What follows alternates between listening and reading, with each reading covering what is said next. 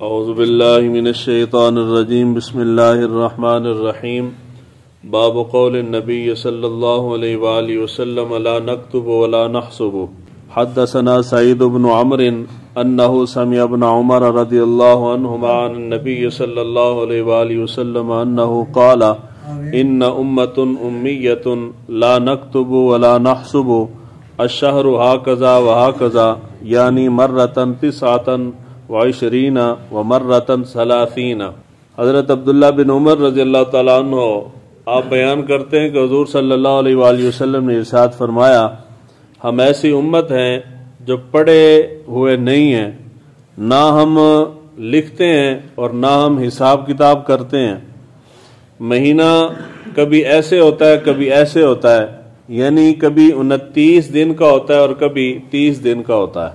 اس روایت کے اندر رویت ہلال کا مسئلہ بڑا واضح ہے، جو ہر سال رمضان کے سٹارٹ پہ اور رمضان کے اینڈ پہ عید کے موقع پہ پوری پاکستانی قوم ایک ہیجان کے اندر ہوتی ہے کہ جی اب کیا مسئلہ ہے جی، کوئی کہتا ہے جی ایک روزہ زیادہ کر دیا، کبھی کہتے ہیں جی ایک روزہ کھا گئے ہیں، جی یہ ہو گیا، جی فلاں ہو گیا، تو یہ مسئلہ یہاں پہ حل ہو گیا۔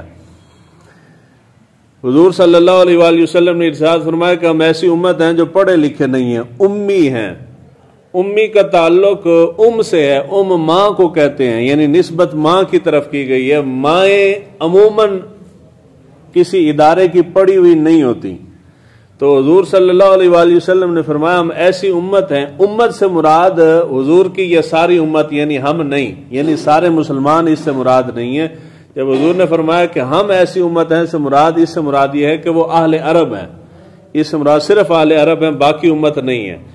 اس کی وجہ کیا ہے؟ اس کی وجہ یہ ہے کہ اہل عرب کے ہاں پڑھنے لکھنے کا رواج اور مزاج نہیں تھا، اس لیے حضور نے فرمایا کہ ہم ایسی امت ہیں، مراد یہ ہے کہ ہم اہل عرب ایسے ہیں جن کے ہاں زیادہ پڑھنا لکھنا نہیں ہے، یعنی جس طرح ہم ماں کے پیٹ سے پیدا ہوئے ہیں ہم اسی حال میں ہیں، ہمارا حال تبدیل نہیں ہوا، یہ مراد ہے۔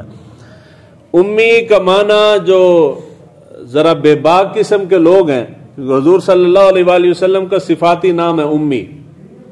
قرآن مجید فرقان حمید کی غالباً سورہ جمعہ کے اندر اللہ تعالیٰ نے ارشاد فرمایا هو الذی بعث فی الامیین، حضور صلی اللہ علیہ وآلہ وسلم کا صفاتی نام امی ہے۔ اس سے جو ذرا بے باک قسم کے لوگ ہیں وہ کہتے ہیں کہ معاذ اللہ استغفر اللہ حضور ان پڑھ تھے۔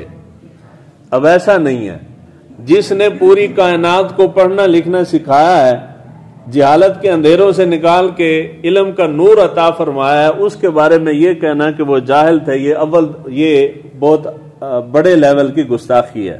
تو ہم یہ نہیں کہتے حضور کے بارے میں حضور امی ہے، سے مراد یہ ہے کہ حضور صلی اللہ علیہ وآلہ وسلم کسی استاد کے پاس پڑھے نہیں ہیں، یہ معنی ہے۔ تو کسی استاد کے پاس نہ پڑھ کے علم حاصل کر لینا، نبی ہو کہ اگر حضور کسی کے شاگرد ہوتے نا تو یہ نبی کے مقام و مرتبے کے خلاف ہے۔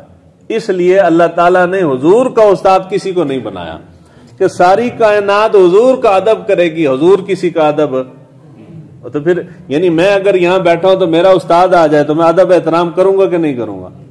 تو جو اگر حضور کا استاد اندر داخل ہو تو حضور اپنے استاد کا عزت احترام کریں، اپنے مسلح پہ اس کو بٹھائیں، تو حضور صلی اللہ علیہ وآلہ وسلم کا مقام و مرتبہ تو گیا۔ اس لیے اللہ تعالیٰ کو یہ بات گوارا نہیں ہے کہ حضور میرے نبی کا بھی کوئی استاد ہو، تو انبیاء کے استاد نہیں ہوتے، انبیاء خود اپنی امت کے استاد ہوتے ہیں، امت کو سکھانے والے ہوتے ہیں۔ تو جب نبی کے لیے امی آئے گا تو اس سے مراد ہم یہ لیں گے کہ حضور کسی استاد سے پڑھے نہیں، کہاں سے علم آیا؟ وہ اللہ تعالیٰ سے آیا براہ راست۔ حضور کے پاس جتنا بھی علم ہے وہ رب سے حضور نے لیا ہے۔ تو جب حضور نے امی کا امت کے بارے میں فرمایا، آل عرب کے بارے میں فرمایا، تو اس سے مراد یہ ہے کہ آل عرب کہ ہاں مزاج اور طبیعت نہیں تھی پڑھنے لکھنے کی، تو اس سے مراد یہ ہے کہ ہم ایسے لوگ ہیں کہ جس طرح ہم اپنی ماں کے پیٹ سے جس طرح نکلے ہیں ہم اسی حال میں ہیں۔ لا نکتب، ہم لکھتے نہیں ہیں، یہاں سے مراد یہ نہیں کہ لکھنا نہیں چاہیے، لکھنے کی نفی نہیں ہے، بلکہ مراد یہ ہے کہ ہمارے ہاں چونکہ لکھنے پڑھنے کا مزاج نہیں ہے تو ہم لکھتے نہیں ہیں۔ ولا نحسب، اور ہم حساب نہیں کرتے، یہ ہے رویت ہلال کا مسئلہ کہ ہم حساب کتاب نہیں کرتے۔ یہ جو ولا نحسب ہے اس سے مراد آپ کے ریاضی کی نفی نہیں ہو رہی کہ جی وہ ریاضی والے علم کی نفی کرتے ہیں. اس سے مراد یہ ہے کہ ہم علم نجوم کا حساب نہیں کرتے, ستاروں کی چال, عمر, رفتار وغیرہ کا حساب نہیں کرتے, ہم برجوں کا حساب نہیں کرتے. کیوں نہیں کرتے؟ اس لیے کہ ہماری عبادات کا تعلق واضح نشانیوں کے ساتھ ہے, واضح احکام کے ساتھ ہے, ظاہر کے ساتھ ہے. اللہ تعالیٰ نے ہمارے اوپر جتنی عبادات لاگو کی ہیں کوئی بھی چیز خفیہ, پوشیدہ یا مشتبہ نہیں ہے. اب اس کا ولا نحسبو, اگر کوئی بندہ حساب کتاب کے اندر ماہر ہو, جس طرح کے اس زمانے میں ہیں, علم نجوم کا ماہر ہو, وہ بہت ساری آنے والی چیزوں کا علم آپ کو پہلے بتا دیتا ہے. بعض دفعہ تکا ہوتا ہے, بعض دفعہ اس کا تکا ٹھیک بھی لگ جاتا ہے. ستاروں کی چال کا حساب لگا کے کچھ بتا دے.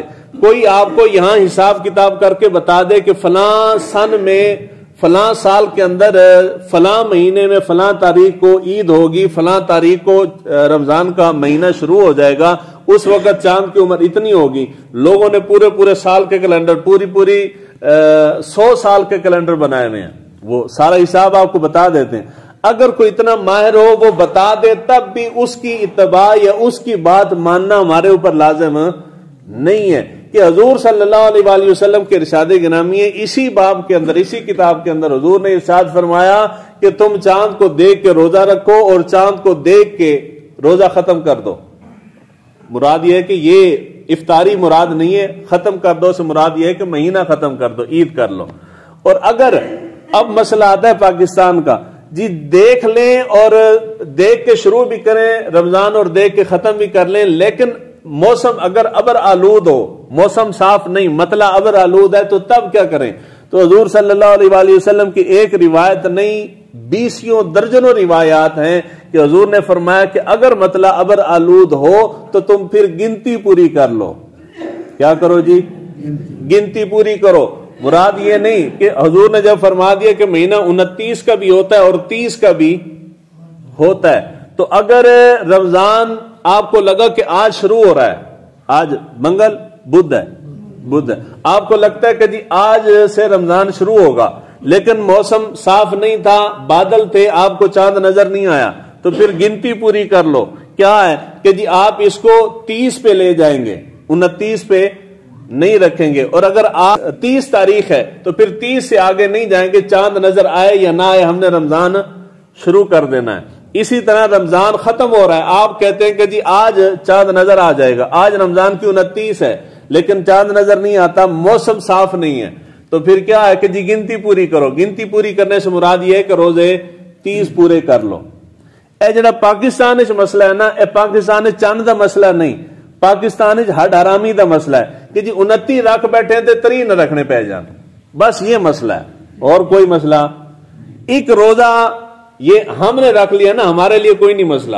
اللہ تعالیٰ نے ہمیں توفیق دی ہے, اللہ تعالیٰ نے ہمیں غریب رکھا ہے, ہمیں اپنی اوقات میں رکھا ہے. ہم 30 کی جگہ 35 بھی ہوتے تو ہم نے رکھ لینے تھے. یہ جو اوپر کے لوگ ہیں نا, پیسے والے, ان کے لیے ایک روزہ قیامت ہوتا ہے. وہ ویسے بھی روزے کوئی نہیں رکھتے, تو مسئلہ انہی کو ہے. وہ چاہتے ہیں کہ جی ہر سال پھڈا بن جائے, رمضان 29 کا ہو, 30 پہ نہ جانا پڑے.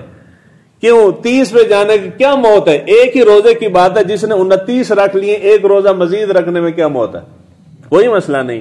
جب حضور کا فرمان ہے, اب وہ جو رویت ہلال کمیٹی والے بیٹھے ہوتے ہیں, وہ سارے, میں اکثر جملہ کہتا ہوں, سیاسی بندہ جو ہے نا, سیاسی بندہ وہ خسی ہوتا ہے, اس دی اپنی کوئی ہاں نہ کوئی مرضی, کوئی اس دے پیر نہیں ہوتا کہ بندہ کھلو کے جنے طرح گل کرے کہ نہیں جی گل اس طرح نہیں, دین اس طرح کہندا, اس طرح نہیں کہندا.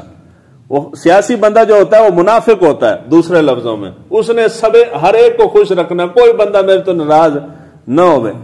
یہ بالکل واضح شریعت کا مسئلہ ہے, لیکن اس واضح مسئلے کے اوپر بھی ہر سال پاکستان میں ڈرامہ شروع ہو جاتا ہے. وہ جو اوپر رویت ہلال والے بیٹھے ہوتے ہیں وہ بھی سارے سیاسی بندے ہیں, ہر ایک کے اپنے اپنے مفادات ہیں. حضور کا واضح فرمان ہے کہ تم چاند دیکھو, اور چاند دیکھ کے رمضان شروع بھی ہوگا, چاند دیکھ کے رمضان ختم بھی ہوگا. اب یہ رمضان شروع ہوا ہے, ہم یہاں سے اوپر چڑھے, بالکل سامنے واضح صاف ستھرا چاند نظر آ رہا تھا. اس دفعہ روزہ شروع ہو گیا, کوئی مسئلہ نہیں. اگر جب رمضان ختم ہوگا تو آپ کو چاند نظر نہیں آتا, تو پھر بہ جان کے روئے تو لال کمیٹی والے رات 12 بجے 1 بجے اعلان ہو رہا ہے قوم بیٹھیے کپڑے استری کریے یا نہ کریے عید واسطے. مجھے حضور کا فرمان ہے اگر تمہیں چاند نظر آ گیا تو ٹھیک ہے, نہیں آیا تو 1 روزہ مزید رکھ لو, مسئلہ ختم کر دو. یہ جو حضور نے فرمایا نا کہ اس کے علاوہ کسی اور علم کے ذریعے سے تمہیں چاند کا علم ہو جائے, تو حضور نے اس کی طرف امت کو نہیں لگایا کہ ایک تو یہ ہے کہ ہر بندہ اتنا علم نہیں رکھتا, اور دوسرے نمبر پہ دین کا سارے کا سارا دار و مدار ظاہر کے اوپر ہے. کوئی بندہ باطنی طور پہ سائنسی لحاظ سے آپ کو واضح کر دے چاند نظر نہ آئے اور واضح کر دے کہ چاند نظر آ گیا, شریعت تو نہیں مانتی. شریعت تو ظاہری دیکھنے کو مانتی ہے, جس سامنے نظر آئے گا تو ٹھیک ہے, اگر نظر نہیں آئے تو بات ختم ہو گئی. اس میں تو کوئی اور مسئلہ پھڈا لڑائی جھگڑا ہے ہی کوئی نہیں. تو یہ ہے حساب, ہم حساب نہیں کرتے. حساب سے مراد یہ ہے کہ ہمارے احکام کا تعلق دار و مدار حساب کتاب کے اوپر نہیں ہے. اب سائنس والے ہمیں بتاتے ہیں کہ جی چاند کی عمر اتنی ہو گئی ہے تو اس حساب سے چاند نظر آ جانا چاہیے تھا, تو فلاں وجہ سے چاند نظر نہیں آیا, تو کل عید کریں گے. جی پاکستانی خوش ہو جاتا ہے جو کل عید ہو گئی ہے. حالانکہ شریعت کا حکم یہ نہیں ہے. شریعت کہتی ہے سامنے دیکھو, اگر آیا تو ٹھیک ہے, اگر نہیں آیا تو بات ختم ہو گئی. حضور نے فرمایا کہ مہینہ کبھی ایسے ہوتا ہے کبھی ایسے, سے مراد یہ ہے کہ کبھی 29 کا ہوتا ہے کبھی 30 کا بھی ہو جاتا ہے. اس 2 کے علاوہ نہیں ہوتا. باقی یہ جو دوسرا ہمارا سن ہے یہ 28 کا بھی ہو جاتا ہے اور کبھی 31 کا بھی چلا جاتا ہے. اسلامی مہینہ صرف 29 اور 30 پہ رہتا ہے, اس سے آگے پیچھے نہیں جاتا. اللہ تعالی ہمیں دین کو سیکھنے سمجھنے کی توفیق دے.